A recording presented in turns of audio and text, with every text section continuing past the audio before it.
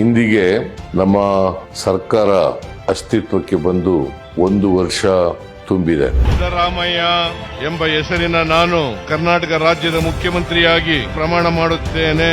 ಕರ್ನಾಟಕದ 7 ಕೋಟಿ ಜನರ ಆಶೀರ್ವಾದದಿಂದ ನಮ್ಮ ಸರ್ಕಾರ 2023ರಲ್ಲಿ ಅಸ್ತಿತ್ವಕ್ಕೆ ಬಂತು.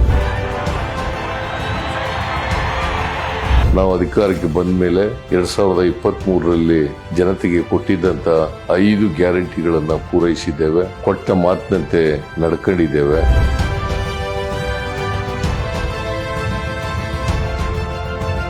ಹಾಗಾಗಿ ಈ ರಾಜ್ಯದ ಎಲ್ಲ ಜನತೆಗೆ ನಾನು ಧನ್ಯವಾದಗಳನ್ನ ಹೇಳಲಿಕ್ಕೆ ಬಯಸ್ತಾ ಇದ್ದೇನೆ. ಜನರ ಆಶೀರ್ವಾದ ಹೀಗೆ ಮುಂದುವರಿಲಿ ಅಂತೇಳಿ ಜನರಲ್ಲಿ ಮನವಿಯನ್ನ ಮಾಡಿ ಮತ್ತೊಮ್ಮೆ ಈ ರಾಜ್ಯದ ಎಲ್ಲ 7 ಕೋಟಿ ಕನ್ನಡಿಗರಿಗೆ ಧನ್ಯವಾದಗಳನ್ನ ತಿಳಿಸಲಿಕ್ಕೆ ಬಯಸ್ತೇನೆ.